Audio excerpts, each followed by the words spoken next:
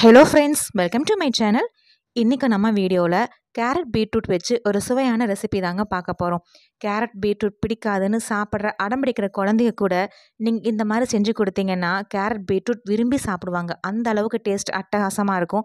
செய்கிறது ரொம்ப சிம்பிள் தாங்க. வாங்க எப்படி பண்ணுறதுன்னு பார்க்கலாம்.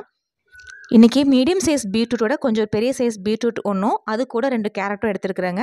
இந்த கேரட்டுக்கு பார்த்திங்கன்னா இந்த பீட்ரூட்டில் பாதி அளவுக்கு யூஸ் பண்ணால் போதுமானதாக இருக்கும். இன்றைக்கி நான் பாதி பீட்ரூட் தான் யூஸ் பண்ண போகிறேன். நீங்கள் முழு பீட்ரூட் அப்படியே யூஸ் பண்ணுறதுனாலும் பண்ணிக்கலாம்.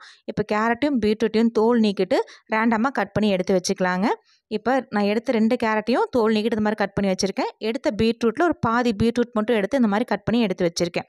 இப்போ இது ஒரு மிக்சர் ஜார் எடுத்துக்கலாம். இதில் நம்ம கட் பண்ணி வச்சுருந்த கேரட் எல்லாத்தையும் சேர்த்துக்கலாங்க. தனித்தனியாக அரைச்சி எடுத்துக்கலாம். ஒட்டு மொத்தமாக முதல்லே போட்டு அரைச்சிட வேண்டாம். கேரட் அரைச்சதுக்கப்புறமா பீட்ரூட் சேர்த்து அரைச்சிக்கலாம்.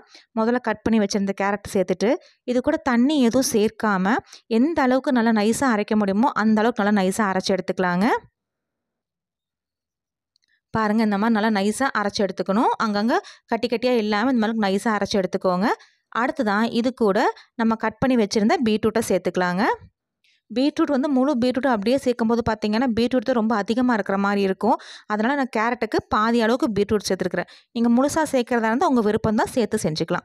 இப்போ பீட்ரூட் சேர்த்துனதுக்கப்புறமா இது கூட ஒரே ஒரு ஏலக்காய் சேர்த்துக்கிறேன். உங்கள் விருப்பத்துக்கு தகுந்த அளவுக்கு ஏலக்காய் சேர்த்துட்டு திரும்பவும் தண்ணி எதுவும் சேர்க்காமல் நல்லா ஃபைன் பேஸ்ட்டாக அரைச்சி எடுத்துக்கலாங்க. இப்போ பீட்ரூட் அரைக்கும் போது விட்ட தண்ணியில் தான் அது நல்லா அரைப்பட்டு வந்திருக்கு. பாருங்கள், இதுவே உங்களுக்கு நல்லா இலக்கமாக இருக்குது. அதே மாதிரி இந்த அளவுக்கு நல்லா மைய விழுத அரைச்சி எடுத்துக்கணும். அடுத்ததாக ஸ்டவ்வில் ஒரு பேன் வச்சுக்கலாங்க. பேன் நல்லா சூடானதுக்கப்புறமா அதில் 1 ஸ்பூன் அளவுக்கு நெய் சேர்த்துக்கலாம். நெய் நல்லா இலகி வரட்டும். நெய் இலகினதுக்கப்புறமா இது கூட ஒரு கைப்பிடி அளவுக்கு பொடியாக நறுக்கின பாதாம் சேர்த்துக்கிறேங்க. அது கூடவே ஒரு கைப்பிடி அளவுக்கு பொடியாக நறுக்கின முந்திரி சேர்த்துட்டு கூட ஒரு 10லேருந்து 15 அளவுக்கு உலர் திராட்சை சேர்த்துக்கலாம். சேர்த்துட்டு ஒரு 2லேருந்து 3 நிமிஷம் இந்த பாதாமும் முந்திரியும் நல்லா பொன்னிறமாக வறுபட்டு வரணும். அந்த அளவுக்கு நல்லா வறுத்து எடுத்துக்கலாங்க. நீங்கள் விருப்பப்பட்டால் பிஸ்தாவும் கொஞ்சம் சேர்த்துக்கலாம். இப்போ பாதாம், முந்திரி, திராட்சையெல்லாம் நல்லா வறுபட்டு வந்துருச்சுங்க. இது ஒரு பிளேட்டில் மாற்றி எடுத்து வச்சுக்கலாம். அடுத்ததாக அந்த நெய் கூடவே ஒரு 3/4 ஸ்பூன்லேருந்து 1 ஸ்பூன் அளவுக்கு நெய் சேர்த்துக்கலாங்க. நெய் உங்கள் விருப்பத்துக்கு தகுந்த அளவுக்கு கூடவோ குறையவோ சேர்த்துக்கோங்க. நெய் நல்லா இலகி வந்ததுக்கப்புறமா இது கூட 3 டேபிள் ஸ்பூன் அளவுக்கு வெள்ளை ரவை, உப்புமாக்கு யூஸ் பண்ணுற அந்த வெள்ளை ரவை சேர்த்துருக்குறேங்க. இது வறுக்காத ரவை தான். கப் கணக்கில் பார்த்திங்கன்னா ஒரு 1/4 கப் அளவுக்கு இருக்கும். 3 டேபிள் ஸ்பூன் அளவுக்கு வெள்ளை ரவை சேர்த்துட்டு ஃப்ளேம் லோவில் வச்சுட்டு ஒரு 5 நிமிஷத்துக்கிட்ட இந்த வெள்ளை ரவையை அந்த நெய்யில் நல்லா வறுத்து எடுத்துக்கணுங்க. இந்த ரவை நல்லா வறுபட்ட மணம் வரும். அந்த அளவுக்கு நல்லா வறுத்து எடுத்துக்கணும். ஃப்ளேம் லோலேயே இருக்கட்டுங்க. இப்போ ஒரு 5 நிமிஷம் கழித்து பார்த்திங்கன்னா அந்த ரவை இழுத்த நெய் எல்லாமே அப்படியே வெளியே கசிஞ்சு வர ஆரம்பிக்கும். பாருங்கள், இந்த மாதிரி நல்லா ரவை இழுத்த நெய் எல்லாம் வெளியே கசிஞ்சு வர ஆரம்பிக்கும். இந்த டைமில் இது கூட 1 கப் அளவுக்கு நல்ல பொடியாக துருவன தேங்காய் சேர்த்துருக்குறேன். இது பார்த்திங்கன்னா நான் மிக்சர் ஜாரில் போட்டு 1க்கு 2 அடித்து சேர்த்துருக்குறேன். இந்த மாதிரி நல்லா பொடி பொடியாக இருக்கணும். இப்போ நான் எடுத்துருக்க ரவை பார்த்திங்கன்னா இதே கப்பில் 1/4 கப் ரவைக்கு 1 கப் அளவுக்கு துருவன தேங்காய் சேர்த்துக்கலாம்.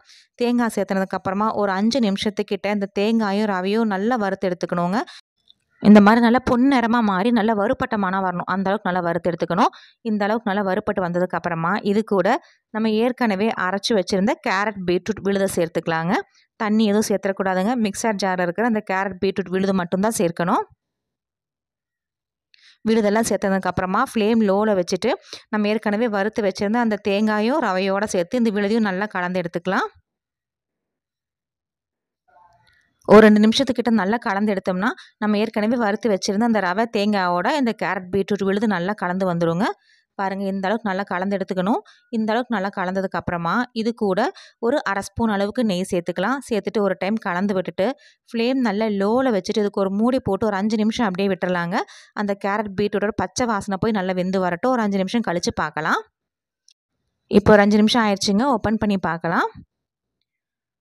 நம்ம சேர்த்துன நெய்யோட அந்த கேரட் பீட்ரூட்டோட பச்சை வாசனை நல்லா போய் நல்லா அப்படியே ஒரு வறுபட்ட மணம் வருது. உங்களுக்கு பார்த்தாவே தெரியும். அப்படியே பேனில் ஒட்டாமல் நல்லா திரண்டு வர ஆரம்பிச்சிருச்சு. உங்களுக்கு கேரட் பீட்ரூட் சீக்கிரம் வெந்துடும். ஒரு 5 நிமிஷத்துக்கிட்ட நம்ம அந்த இதோட சேர்த்து வேக வைக்கும் போதே நல்லா வெந்து வந்திருக்கும்.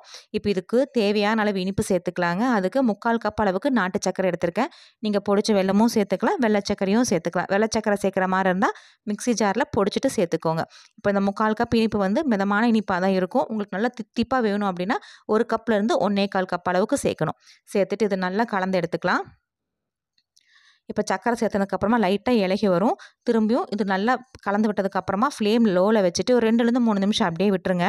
3 நிமிஷத்துக்கு அப்புறம் இப்படி கலந்து எடுத்திங்கன்னா பேனில் ஒட்டாமல் அப்படியே சூப்பராக திரண்டு வர ஆரம்பிக்கும். இது நம்ம கரெக்டான பக்குவம். இது கூட நம்ம நெய்யில் வறுத்து வச்சுருந்த பாதாம், முந்திரி, திராட்சை எல்லாத்தையும் சேர்த்துட்டு நல்லா கலந்து விட்டு எடுத்துக்கலாங்க. நல்லா கலந்ததுக்கப்புறமா ஃப்ளேம் ஆஃப் பண்ணிவிட்டு கை பொறுக்கிற சூடு வந்ததுக்கப்புறமா விருப்பப்பட்ட மாதிரி உருண்டைகளாக பிடிச்சி எடுத்துட்டிங்கன்னா சூப்பரான சுவையான கேரட் பீட்ரூட் லட்டு ரெடி ஆகிடும். இது நீங்கள் குழந்தைகளுக்கு ஸ்நாக்ஸாக ஸ்கூலுக்கு கொடுத்து விட்டிங்கனாலும் கண்டிப்பாக காலியாக தான் வரும். கேரட் பீட்ரூட் பிடிக்காதுன்னு சொல்கிற குழந்தைகள் கூட நீங்கள் இந்த மாதிரி செஞ்சு கொடுத்தீங்கன்னா கேட்டு விரும்பி சாப்பிடுவாங்க. அந்த அளவுக்கு டேஸ்ட்டாக இருக்கும். இப்போ நல்ல சூடு ஆறுனதுக்கப்புறமா உங்கள் கை பொறுக்கிற சூடு வந்ததுக்கப்புறமா சின்ன சின்ன உருண்டைகளாக பிடிச்சி எடுத்துக்கோங்க. அவ்வளோதாங்க, சூப்பரான சுவையான கேரட் பீட்ரூட் லட்டு ரெடி. மிச்சம் இருக்க எல்லாத்தையும் இதே மாதிரி உருண்டைகளாக பிடிச்சி எடுத்துக்கலாம். இப்போ எல்லாத்தையும் நான் உருண்டைகளாக பிடிச்சி எடுத்து வச்சுருக்கீங்க. பாருங்கள், பார்க்குறக்கே எவ்வளோ சூப்பராக இருக்குன்னு. டேஸ்ட்டும் அந்த அளவுக்கு அட்டகாசமாக இருக்கும். நல்லா ஜூஸியாக சாப்பிட்றதுக்கு சூப்பராக இருக்கும். ஃப்ரெண்ட்ஸ், நீங்களும் இந்த லட்டு ரெசிபியை ட்ரை பண்ணி பாருங்கள். ட்ரை பண்ணி பார்த்துட்டு கமெண்ட்ஸில் சொல்லுங்கள். உங்களுக்கு இந்த வீடியோ பிடிச்சிருந்தா மறக்காம நம்ம சேனலுக்கு சப்ஸ்கிரைப் பண்ணுங்கள்.